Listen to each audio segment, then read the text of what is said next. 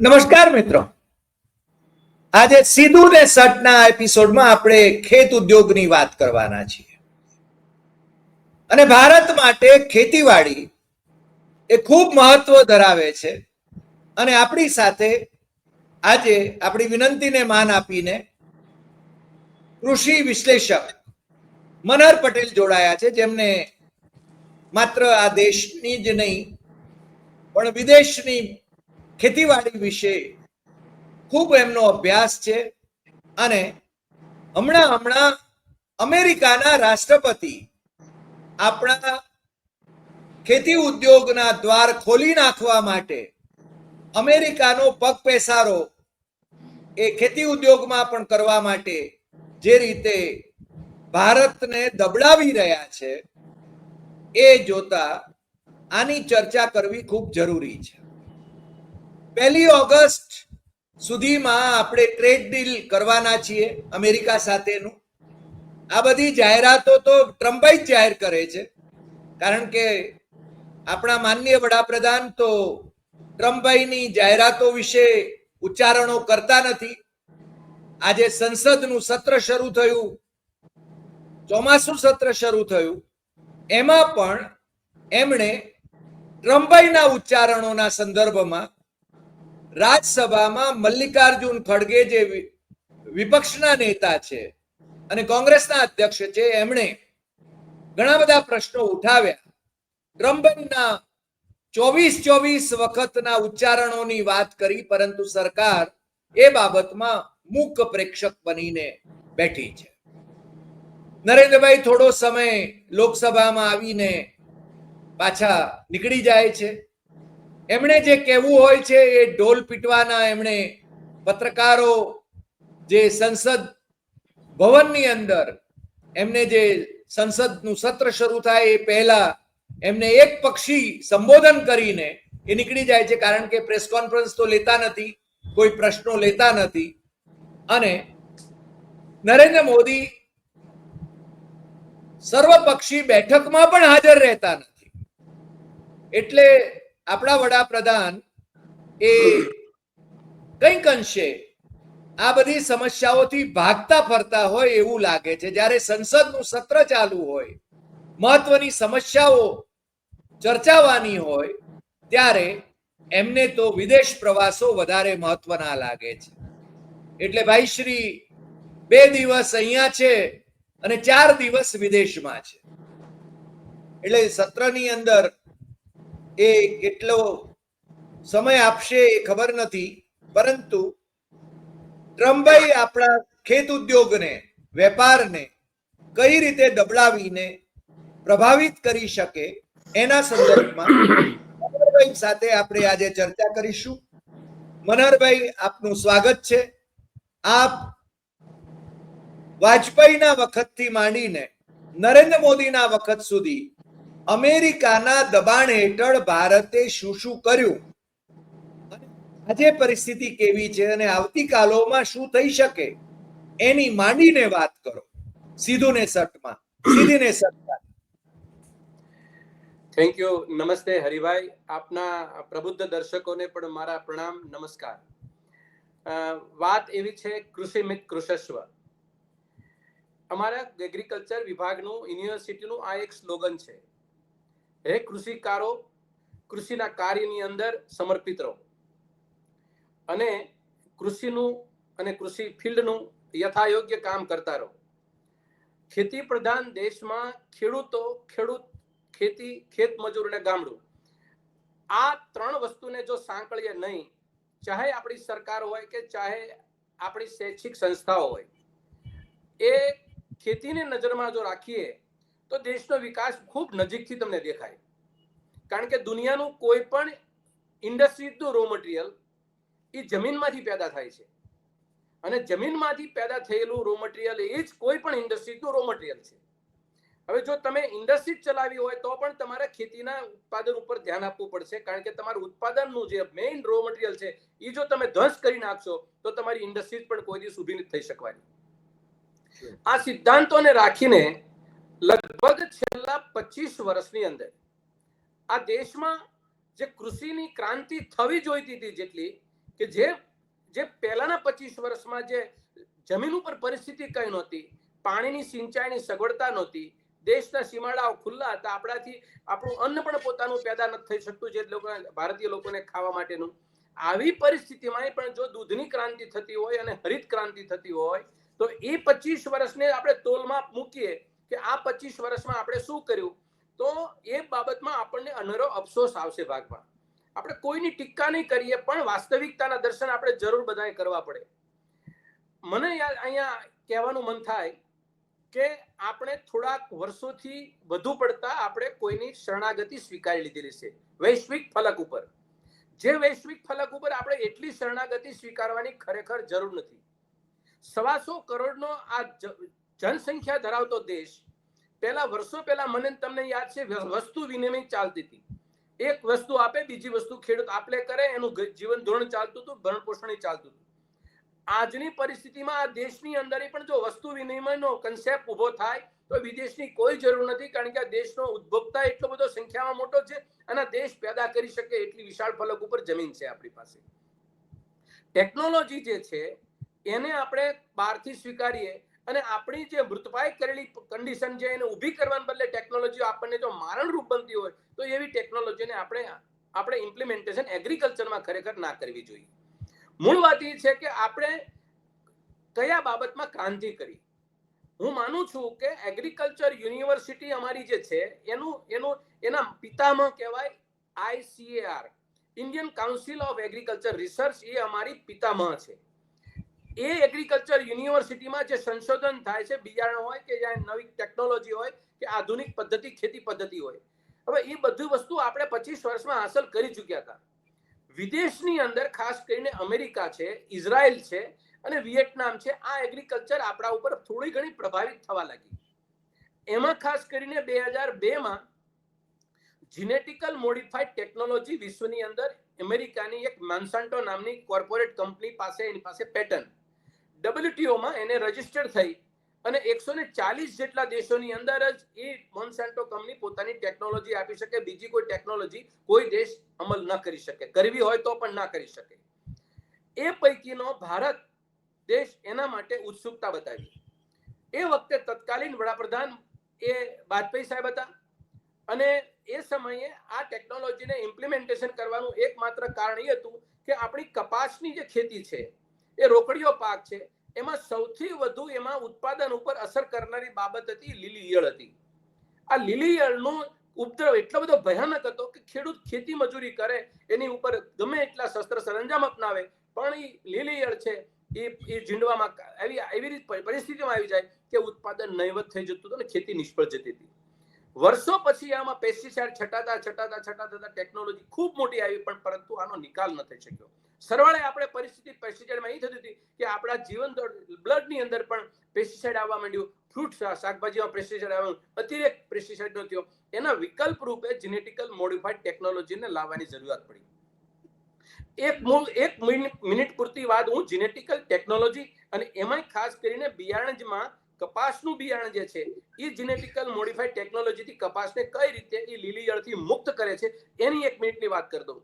Bacillus તુરંજીલસ નામનું એક virus, એ BT એને કોટન તરીકે એની અંદર પ્રોટીન સ્વરૂપે રહેતું હતું. આ વાયરસ છે એ લીલી ઈયળનું પ્રજનન તંત્ર તોડી નાખતું હતું. એના કારણે એ નવી પેઢી જનરેટ ન કરી શકે, એટલે એ જે ખાવા માટે જાય ત્યારે એ નવી પેઢી જનરેટ ન થાય, એટલે એનું ઉત્પાદન ને અટકાવવા માટેનું એનો જે ઉપદ્રવ છે એ વધે નહીં અને ખેતીનો પાક સુરક્ષિત થઈ જતો હતો. આને લઈ અમેરિકા વાળા લોકોએ ભારત સામે 6 રાજ્યોના અંદર કપાસ વાવેતર જે દેશમાં થાય છે એના ઉપર એની મીટ હતી. ગુજરાતની અંદર ને સમગ્ર દેશમાં 5000 કરોડ રૂપિયા કરતા વધુ રૂપિયાનું બિયારણનો ધંધો છે. એટલે એ બિયારણના ધંધા ઉપર આ મોન્સાન્ટો કંપનીની નજર, અને એ વિશ્વના મોટા ભાગના દેશોએ આ ટેકનોલોજીને એવોર્ડ કરી છે, અમેરિકાએ પણ એવોર્ડ કરી છે. છતાં પણ ભારત સરકારે સ્વીકારી. શું કામ? કે કપાસના બીજને, કપાસની ઉત્પાદનને વધવા માટે અથવા તો એને જે ઉપદ્રવ છે એનું નિયંત્રણ કરવા માટે. હવે પરિસ્થિતિ એ છે હરિભાઈ કે આ ટેકનોલોજી આપણે લાવીએ પણ આપણા રાજ્યો છે એ સ્વતંત્ર છે. કોઈ પણ ટેકનોલોજી છે એ ટેકનોલોજી રાજ્યોની સ્વતંત્રતાને પર્યુમાં છે. એટલે ભારત સરકાર ટેકનોલોજી લઈ લીધી ને કરાર કરી નાખ્યા, પણ જ્યારે ખબર પડી કે આ ટેકનોલોજીથી આપણે બિયારણ ગામને પહોંચાડવું હોય તો કે ત્યાં તો યુનિવર્સિટી છે, ત્યાં તો એની ICR છે, એ જે એની અંદર બિયારણ જે રજીસ્ટર્ડ થાય એ બિયારણ જેનું small scale large scale trial લેવાય અને ફલિત થાય કે એના ઉત્પાદન સારું આપે છે, ખેડૂતના ખેતર ઉપર લેબોરેટરી નથી બનતી અને ખેડૂતને ઉત્પાદન ક્ષમતા વાળું બિયારણ છે એ જ ખેડૂતના ખેતર ઉપર મોકલી શકાય. આ યુનિવર્સિટીના નિયમો છે. છતાંય વાજપેયીની સરકારે આ ઇમ્પ્લિમેન્ટેશન કરાયું. હવે ઇમ્પ્લિમેન્ટેશન કરાયું એટલે અમેરિકાના મોન્સાન્ટો કંપનીનો નર અને ભારતની માદા કપાસના બીજનું સંકરણ કર્યું, હાઇબ્રિડાઇઝેશન કર્યું અને મહિકો કંપનીની માદા સાથે એક 3 વેરાયટી બનાવી અને એ 3 સંપૂર્ણ નિષ્ફળ ગઈ. હવે સાહેબ નિષ્ફળ ગઈ ત્યારે ભારત સરકારે રાજ્યો ઉપર બધો કોથળો ફેંકી દીધો. હવે ટેકનોલોજીની જ્યારે કાયદાની બાબત આવી ત્યારે વંદના શિવા કરીને એક લેડીએ એનો વિરોધ કર્યો અને આ પર્યાવરણને નુકસાની. નંબર 2 આ ભાવની બાબતમાં કે બિયારણ કેટલા ભાવે વેચાશે. નંબર 3 આ ટેકનોલોજીથી કઈ સજીવ સૃષ્ટિને નુકસાન થાય કે નહીં થાય એ. નંબર 4 કે આજે અત્યાર સુધીની જે ટેકનોલોજી હતી એ ખર્ચાળ એટલી ઓછી હતી. આજે તે દિવસે 100 રૂપિયાનું 1 કિલોગ્રામ બિયારણ કપાસનું મળતું હતું. એ સમયે હરિભાઈ 2002 માં 3600 રૂપિયાનું આ કિલોગ્રામ બિયારણ વેચાણું અને એ દિવસે 3600 રૂપિયાનું આપણે ત્યાં તે દિવસે 3600 રૂપિયાનું તોલું સોનું હતું. તે દિવસે 1 તોલા સોનાનો ભાવ 3600 રૂપિયા 2002 માં આજુબાજુમાં. તો તમે આના સંદર્ભમાં જ હાઈકોર્ટમાં ગયા અને આના સંદર્ભમાં મેં 4 મુદ્દાને લઈને હાઈકોર્ટમાં ગયા. પહેલું તો ભારત સરકાર કોઈ પણ બિયારણ આપે છે ખેડૂતને તો રેકગ્નાઇઝ ભારત સરકારની હોવી જોઈએ, નહીં કે મોન્સાન્ટો કંપનીની. બીજું તમે ભાવ નિયંત્રણ હોવો જોઈએ, તમે ભાવ નિયંત્રણ ના કર્યો. નંબર 3 એની ઉત્પાદક ક્ષમતા ઉપર તમે ચેક ન કર્યું કે આ ઉત્પાદન આપે છે કે નથી આપતું. એ લેબોરેટરી કે આપણા યુનિવર્સિટીના રિસર્ચ વૈજ્ઞાનિકો હતા એની પાસે ન કરાયું. ત્રીજી વસ્તુ એ કે સજીવ સૃષ્ટિની અંદર આડઅસરો બીજી પશુપાલન કપાસિયો થશે, એ પશુપાલન જે વેપાર જે કરતા હોય એને કપાસ એના પેટમાં જાય, દૂધમાં અસર થશે, આ છે તે છે, એનો તાર બનશે, એ કપડા ઉપર શું અસર થશે. બહુ લાંબા ફલક ઉપર આની અસરો દેખાવાની શરૂઆત થાય એવો દહેશતો નૈતિક તે દિવસે વ્યક્ત થયા હતા. એટલે GM ટેકનોલોજીને એ ભારત સરકારે પોતાના માથે ન રાખવું પડે એટલા માટે એને એક કમિટી બનાવી દીધી અને એ કમિટી 3 મિનિસ્ટ્રી નીચે હતી. એટલે એક મિનિસ્ટ્રી પણ જવાબદાર નહીં, એકબીજા ઉપર એકબીજા ઠેકે રાખે. એમાં પહેલી મિનિસ્ટ્રી માનવ સંસાધન મંત્રાલય, બીજી મિનિસ્ટ્રી ખેતીવાડી ખાતું અને ત્રીજી પર્યાવરણ. એને બનાવ્યું GEAC, genetical engineering expert committee. ટૂંકમાં હરિભાઈ વાત એ કરું, આ પદ્ધતિથી ખેડૂત એ જેટલી લાભ લેવો જોઈતો હતો એટલો લાભ ન લઈ શક્યો. પણ વાજપેયીની સરકારે અમેરિકાની મોન્સાન્ટો કંપનીના જે તે સમયના જ્યોર્જ W. બુશ એની સામે બેસી અને આ ટેકનોલોજી લાવવા પાછળના કોઈ સાયન્ટિફિકલી ગણિતને પરવા કર્યા વગર એને માત્ર ને માત્ર અમેરિકાના શરણે જઈ અને આફ્રિકા જેવો બેનિન વર્લ્ડ બેસ્ટ કોટન બનાવે છે, યુગાન્ડા જેવો વર્લ્ડ બેસ્ટ કોટન બનાવે છે. આજની તારીખે હરિભાઈ એ GM ટેકનોલોજી ત્યાં નથી. તો હું ત્યાં હેલિયોથિસ નથી આવતી, ત્યાં લીલીયળ નથી આવતી, આવે છે પણ એના નિયંત્રણ પ્રોપર રીતે જૈવિક રીતે કરવામાં આવે છે. તો આપણી સરકાર પાસે એવી ટેકનોલોજી છે, યુનિવર્સિટીઓ પાસે છે, તો તમારે કેમ એવું મોન્સાન્ટોનું શરણું લેવું પડ્યું, અમેરિકાનું શરણું લેવું પડ્યું, જ્યોર્જ W. બુશને કહેવું પડ્યું કે ભાઈ આવો અમારા દેશની અંદર કપાસનો બિયારણનો ધંધો કરો અને કરોડો રૂપિયાનો જે 100 રૂપિયાનું કિલોગ્રામ બીજ 3600 રૂપિયા 2017 સુધી વેચ્યું. 2017 સુધી 17 ની અંદર હા હવે 17 માં તમે એના કરતા કઠણાઈની વાત કરું, 17 માં વેચીને ગયા પછી એના મા બાપ જતા રહ્યા, છોકરા રખડે છે, હવે એના માલિક ટેકનોલોજીના કોઈ નથી. હવે તમે દાખલા કે તમારા ખેતરમાં તમે આજે બીટી કોટન વાવી દો અને કંઈ પણ નુકસાની થાય તો તમે કોઈ જગ્યાએ જઈ નહીં શકો. શું કામ? કારણ કે પેટર્ન વાળા હતા, માલિક હતા, એ તો વયા ગયા અમેરિકા. ડીકંટ્રોલ થઈ, ટેકનોલોજી ડીકંટ્રોલ. એના માટે સરકાર જવાબદાર નથી.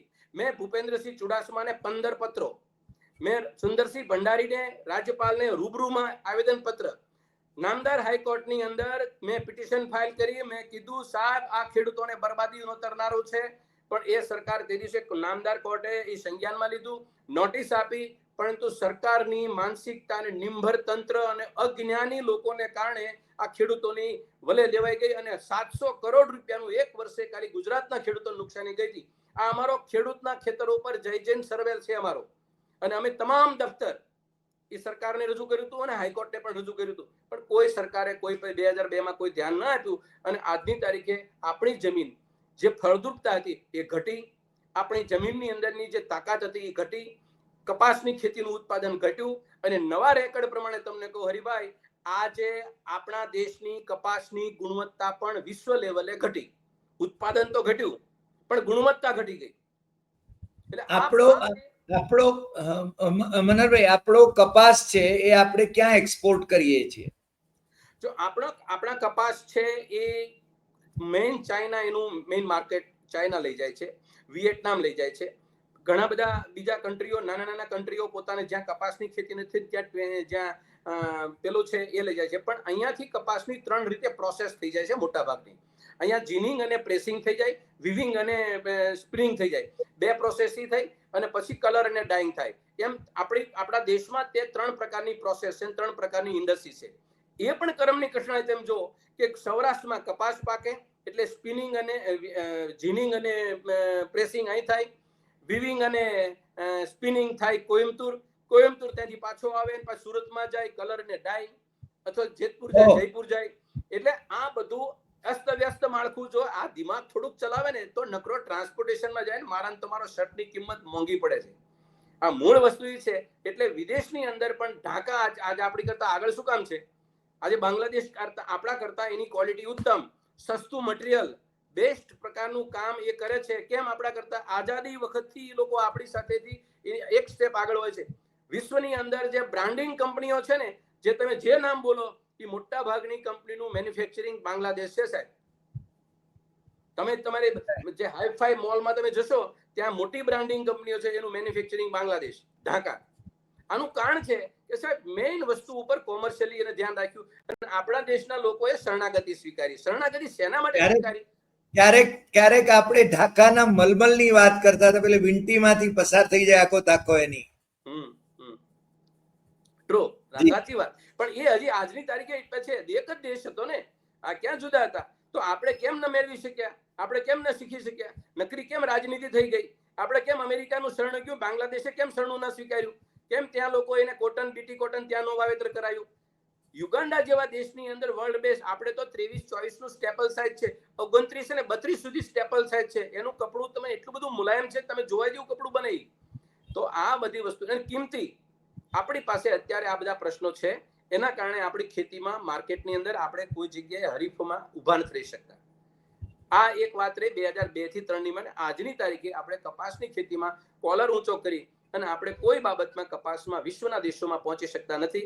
બેનિન જેવો થર્ડ વર્લ્ડ કન્ટ્રી, યુગાન્ડા જેવો થર્ડ વર્લ્ડ કન્ટ્રી, એના કોટન, એની કોટનની વેરાયટી, એની કોટનની એગ્રીકલ્ચર બધા કરતા આપણું અપર છે, જે આપણો દેશ તો વિકસિત દેશમાં, વિકાસશીલ દેશોમાં ગણીએ છીએ આપણે.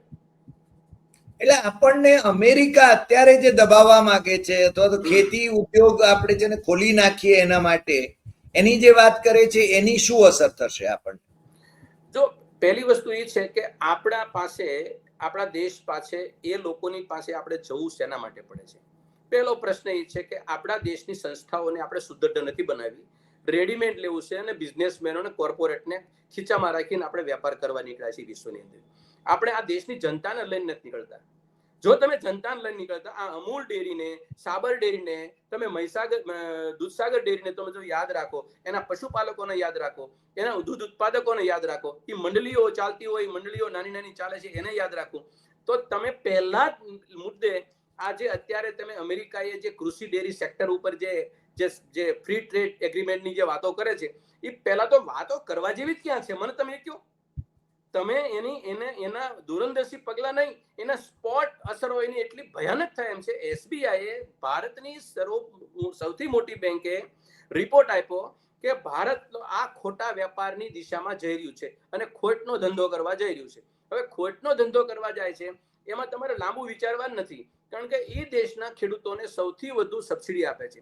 એની પાસે એનો ટાર્ગેટ ટ્રમ્પનો એ છે, મોદી સાહેબ પાસે, કે 2.5 કરોડ ટન જે એનું વાર્ષિક દૂધ ઉત્પાદન છે એ ભારતને પકડાઈ દેવું છે. એનાથી શું થશે કે 9 કરોડથી વધુ ખેડૂતો જે પશુપાલન સાથે જોડાયેલો છે, 14 કરોડ ટોટલ આપણા દેશના ફાર્મરો, એમાં 9 કરોડ ફાર્મરને સીધી અસર થશે. અને આ પશુપાલનના ધંધાથી આપણા દેશની જે જીડીપી છે એની 3% જે છે એ 0% થઈ જશે. 15% નુકસાની સીધી જાય છે. એક મિનિટ મનોહરભાઈ, તમે બહુ સ્ફોટક વાત કરી રહ્યા છો કે આપણો ડેરી ઉદ્યોગ એને ખતમ કરી નાખશે. હરિભાઈ, તમને હજી બરાબર સ્વસ્થ રીતે સાંભળો. આપણા દેશના 9 કરોડ પશુપાલકો છે. 9 કરોડ પશુપાલકો પોતે આ દેશને 9 લાખ કરોડ રૂપિયાનું હુંડિયામણ આપે છે, એટલે એની જીડીપી વધારે છે 3%ની આજુબાજુ. હવે 3%ની આજુબાજુ જે વર્ગ આ દેશની જીડીપી અપ લઈ જતો હોય એના ઉપર આ ખોટનો ધંધો થાય છે. 1 લાખ કરોડ રૂપિયાની સીધી નુકસાની આ દેશના ખેડૂતોને જઈ રહી છે. 1 લાખ કરોડ. બોલે તો મેં જીડીપી કીધું, ટોટલ 9 લાખ કરોડની જીડીપી, પણ 1 લાખ કરોડની નુકસાની, એટલે કે તમારા ધંધાના 15 થી 20% નુકસાન તમારું સ્પોટ બીજી સેકન્ડે છે. અને બીજી વસ્તુ, બીજી સૌથી ભયાનક પરિસ્થિતિ છે કે તમે અત્યારે જે ખેતીવાડી છે એનું શસ્ત્ર સરંજામ છે, એનું ઇન્ફ્રાસ્ટ્રક્ચર છે, એની ઇન્ડસ્ટ્રીઝનું, દાખલા તરીકે હું તમને વાત કરું કે અમૂલ ડેરીની, દૂધસાગર ડેરીની, એની અંદર દૂધ ઉત્પાદન પછી નહીં પોસાય તો એ ખોટનો ધંધો થશે. એને અત્યારના સર્કલ પ્રમાણે એનું દૂધ આવે છે, એના પ્રમાણે એને ઇનપુટ્સ મળે છે, ફાર્મરને લાભ મળે છે. નવું તમારે 2.5 લાખ ટન, કરોડ ટન એ તમારું આવી ગયું. આ ઇન્ડસ્ટ્રીઝો ભાંગી જશે, આ સહકારી મંડળીઓ ભાંગી જશે, નાનો ખેડૂત ભાંગી જશે, અર્થતંત્ર ભાંગી જશે, અને સૌથી ખરાબ ગ્રામીણ અર્થતંત્ર, એ ગામડું નહીં રહે, એ બંજર બની જશે. મનહરભાઈ, તમે તો ડરાવી રહ્યા છો આ બધી વાતો કરીને. નહીં, વાસ્તવિકતા તમે આ મારી સામે તમારો રિપોર્ટ છે કે ભારત સરકારના એસબીઆઈ નો રિપોર્ટ કે છે, આ હું નથી કહેતો. નંબર 2, એક્સ આરબીઆઈ ના ગવર્નર થોડા દિવસ પહેલા એને પોતાનું ભયંકર રીતે એની પોતાની વાત મૂકી દીધી. રઘુરામ રાજને, ડોક્ટર રઘુરામ રાજને, એને એ જ વાત કરી, આ દેશને જો કોઈ જીવાડતું હોય, કોરોના પ્રકોપ વચ્ચે પણ એગ્રીકલ્ચરે જીવાડ્યા છે, એગ્રીકલ્ચર જ. અને બીજું સાહેબ, આ ઇન્ડસ્ટ્રી એવી છે કે તમારી મરજી મારી મરજીને ઇલેક્ટ્રિકની મશીનથી નથી ચાલતી. એને વાવણી તો કઈ કુદરત પ્રમાણે ચાલે, એનું કાપણી તો કુદરતી ચાલે. તો તમારા ખેડૂતને કુદરત સાથે જે જોડાયેલો છે એને તમે તોડી નાખશો. તો અને પછી આ ઇન્ડસ્ટ્રીઝને તમારે મોટિવેશન આપવાને બદલે તમારે સહકારી માળખું જે બનાવ્યું છે 50, 75 વર્ષથી ચાલે છે, એને સુદૃઢ બનાવવા માટે કેમ તમે ટ્રમ્પ સાથે હાથ નથી લાંબા કરતા? તમે આ ડેરી તોડવા માટે કેમ હાથ લાંબા કરો છો ત્યાં આગળ? તો પછી ટ્રમ્પની શરણાગતિ સ્વીકારવાની ક્યાં જરૂર પડી, એમ હું કહું છું. સાહેબ, તમે જો યાદ કરાવો, ટ્રમ્પ નમસ્તે કર્યું ને ત્યારે હું G24 કલાકની એક ડિબેટમાં હતો, એ ત્યાં ફિલ્ડ ઉપર. મને આ જ સવાલ તે દિવસે એને ટ્રમ્પે જાહેરમાં કીધું હતું કે અમારે આ મુદ્દો મેઇન છે.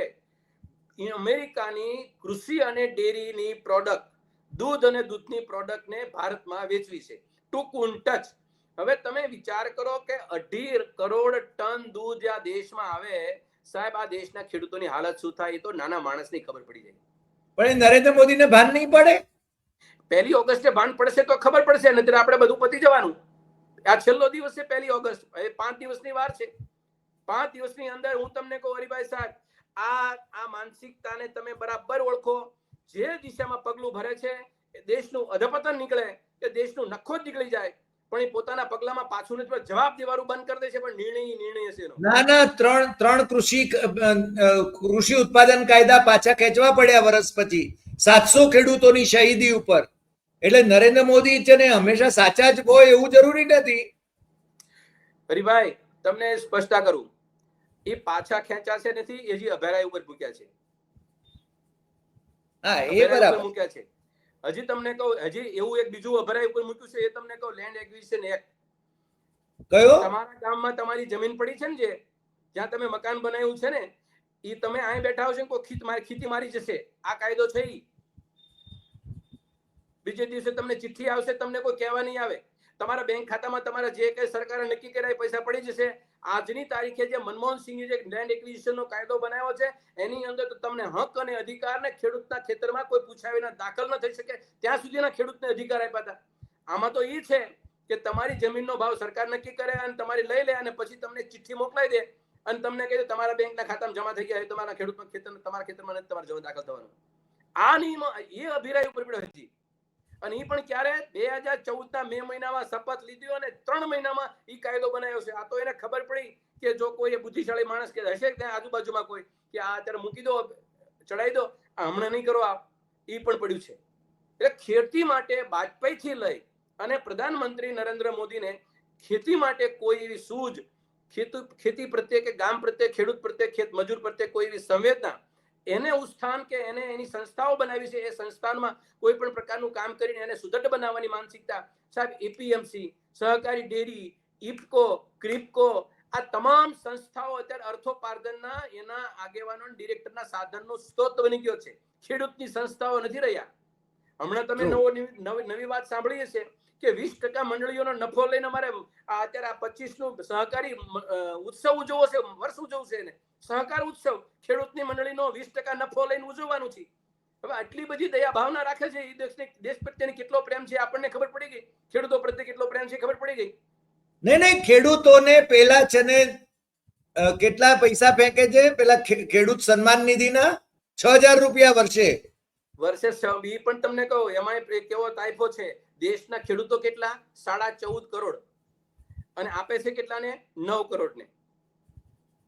તમે વિચાર કરો સાહેબ, આ લોકો દર વખતે 17મો હપ્તો એને આપ્યો, 9.5 કરોડમાં આપ્યો ખાલી, અને 14 કરોડની જાહેરાતો કરે.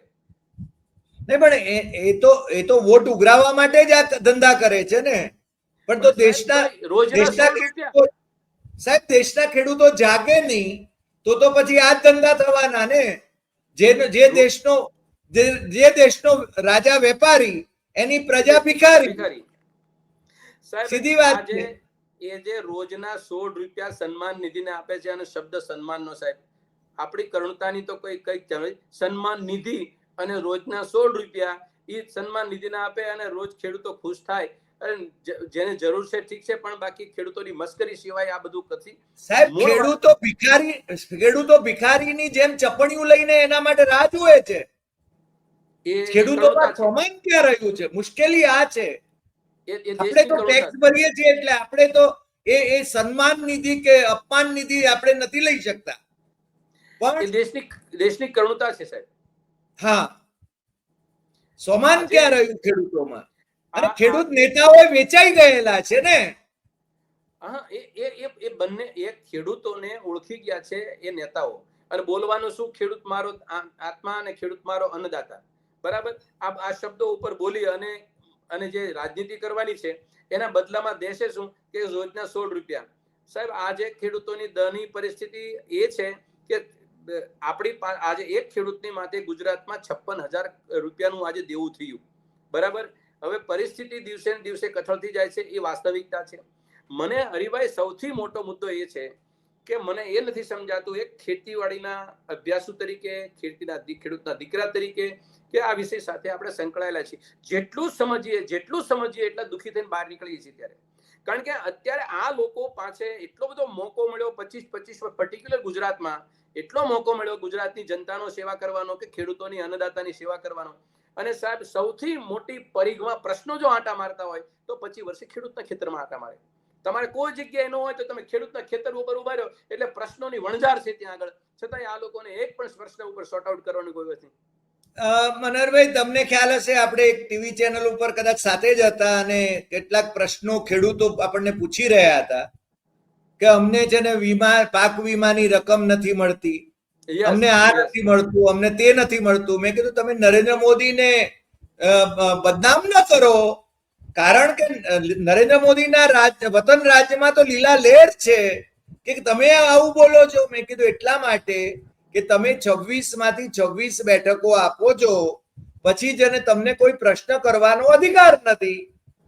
પ્રશ્ન તો આ જ છે, કારણ કે અહીંના ખેડૂતો આરતી જેને નરેન્દ્ર મોદીની ઉતારે વોટ આપીને, અને પછી જેને એમ કે અમારા આ પ્રશ્નો છે તો શું કામ નરેન્દ્ર મોદી એની ચિંતા કરે? એને તો પેલી બેઠકો મળી ગઈ ને. અને સહકાર ખાતું હાથમાં એટલા માટે લીધું છે, તમે બહુ સરસ વાત કરી કે આ છે ને તાઇફા કરવા માટે એના નાણાં, ખેડૂતોના નાણાં, એ છે ને સીધે સીધા છે ને એ લોકો વટાવી શકે છે. એટલે જ પ્રશ્ન આ છે સાહેબ. પણ તમે આજે તો ચોંકાવનારી વિગતો આપી કે આ છે ને ડેરી ક્ષેત્ર ખેડૂતોને બરબાદ કરી નાખવા માટેની આખી યોજના એ ટ્રમ્પભાઈ અને મોદીભાઈ બંને ભેગા થઈને કરી રહ્યા છે. બિલકુલ પહેલી ઓગસ્ટે જો આવા કરાર થાય તો પછી ભારતના ખેડૂતો શું કરશે, ખેડૂત આગેવાનો શું કરશે? મને લાગે છે કે આપણે ત્યાં આંદોલનોનો તો કોઈ અર્થ જ નથી રહ્યો. એક વાત તમને કહું હરિભાઈ, શું કરશે એનો સવાલનો જવાબ તમને આપું. આ પછી ખેડૂતો શું કરશે? ખેડૂતોની પરિસ્થિતિ એકમાત્ર છે અને એ ઈચ્છે છે કે ખેડૂત ખેતરમાંથી મુઠ્ઠીઓ વળે અને દોડતો બહાર નીકળે અને જમીન ખાલી કરે. એ જમીન ઉપરનો ડોળો છે ને સિદ્ધ કરવા માટે આ બધું થાય છે. પણ જમીનને કરશે શું? બિલ્ડિંગો બાંધશે, મોલ બાંધશે? નહીં. એગ્રીકલ્ચર એને કોર્પોરેટ એગ્રીકલ્ચરમાં કન્વર્ઝન કરશે અને કોર્પોરેટ એગ્રીકલ્ચરમાં આ જ લોકોને મજૂર બનાવશે. અને જે રજવાડાઓમાં જે ચાલતું હતું કે જે તમે બધા મજૂરો અને અમે બધા ઠેકેદારો, આ ઠેકેદારી સિસ્ટમ આવશે અને તમને ગુલામ બનાવવાની પ્રગણના શરૂ થશે. આ માનસિકતાથી આ લોકો રાજ કરે છે. 3 કાળા કાનૂન હોય તો ભલે, લેન્ડ એક્વિઝિશનનો કાયદો અભરાય ઉપર પડ્યો એ હોય તો ભલે, એને જે કંઈ કર્યું છે, તમને પાણી ના આપવું, તમને વીજળી ના આપી, પાકનો ભાવ ના આપવો, પાકની સુરક્ષા ના આપી, આપતકાલીન પરિસ્થિતિમાં સહાય ના કરવી, આ બધું ઇન્ડસ્ટ્રીને મળે છે. પણ ખેડૂતને નથી મળતું. તો આટલી ઇન્ડસ્ટ્રીની તો લાખો કરોડ રૂપિયા છે ને માફ કરી દે છે લોન. ખેડૂતોની લોન તો માફ નથી કરાતી. નહીં. એટલા માટે કહું છું સાહેબ કે ખેડૂત ખેતર, મેં તો ઘણી વખત સાહેબ કહું છું કે આ દેશની 3 વ્યક્તિ એવી છે કે એનું જો અધપતન થશે તો દેશનું નખો જ નીકળી જશે.